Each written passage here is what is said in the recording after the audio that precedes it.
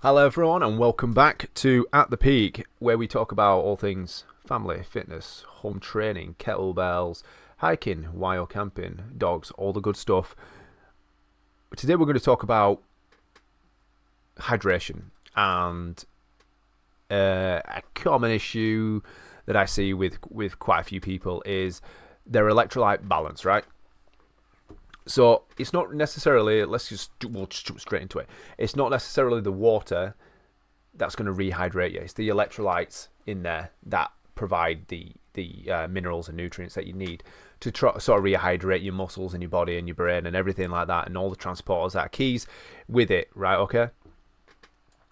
And so recently I watched a hiker on the YouTube, and he went on this massive hike, and he were out in the sun all day, and he kept drinking water. And he said, like, by the end of it, he was he just got dry mouth. He had a banging headache. He didn't feel well.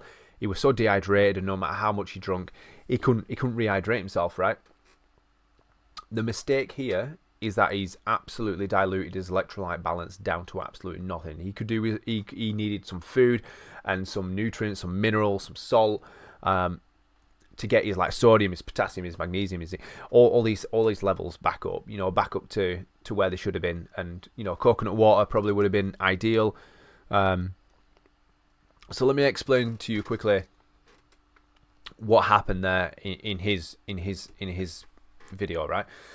You start off with a 50-50 balance of electrolytes and water in your body, right? And as you're walking, you're starting to sweat down these electrolytes, and you end up with less electrolytes. Now you start to think, Christ, I'm a little bit thirsty. So you go get some water. So your water's gone down as well. They've both gone down, right?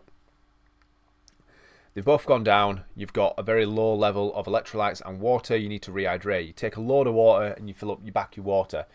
And then you keep walking some more. Your water's going down, but your electrolytes are going low. And eventually you're going to end up with this diluted version of electrolytes because you haven't replenished any. You're going to have hardly any electrolytes but loads of water. And you're just going to end up pissing that water back out. It's not going to fund it into the muscles. It's not going to go where it needs to go. You need electrolytes to do that. So it's the electrolytes that actually replenish, do the hydration. You need to replenish your electrolytes to help with hydration. Water alone is not going to do it. And if you do not replenish these electrolytes because you are walking for hours and you have nothing to eat or a liquid that's going to do that, you're just going to start having more water, and eventually these electrolytes, so imagine now they're in a jug, they're just going to be so diluted and floating around, you're not going to rehydrate yourself, and it's a dangerous way to go about things. You need to be aware that if you're out hiking, like I am all the time with the dogs, and we go hiking, we go wild camping and stuff like that, especially in the heat, you need to be replenishing your electrolytes. So I like to just put, in the morning, the first thing I do, because you sweat during the night and you sweat this out, I get some sea salt, flakes the sea salt, I drop a load into a bottled water, and I down that water first thing in the morning, because you've been sweating, you're going to sweat it all out, replenishing it that way. And obviously you're going to get certain electrolytes from foods as well, but then we'll sort of make a smoothie.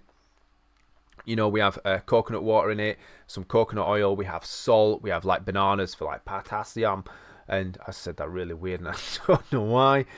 All these things, we make an electrolyte drink. So what this guy could have done is he could have had some coconut water with a little bit of salt and eaten a banana, and balances electrolytes out a little bit. That probably wouldn't have been complete, but it would have been a better position than what he were in.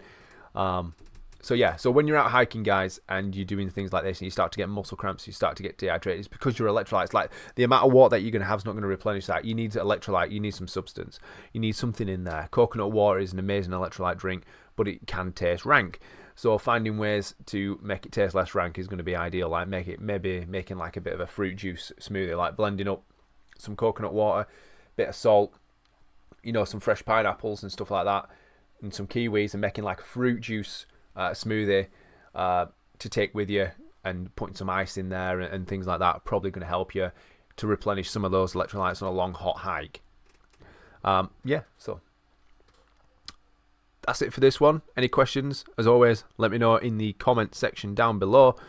And but yeah, just be aware of your electrolytes. If you're out hiking on a hot day, don't just be pounding down the water, because you are going to dilute the electrolytes that you've got left to absolutely nothing, and then you're going to find it real hard to rehydrate yourself just with water. You need the electrolytes to do that. So get yourself on Google, look for the electrolytes, find out the best things that have got really high electrolyte balances in them. Like I say, sea salt's good for you, coconut water, bananas, some fruits and stuff like that are all going to be good things for you to take hiking with you and help replenish those electrolytes. Yeah, so that's going to wrap it up for this episode, guys. Hope you found some insight. I hope you found it interesting. Super quick and dirty one, this one. And yeah, I will catch you guys in the next one. Peace out.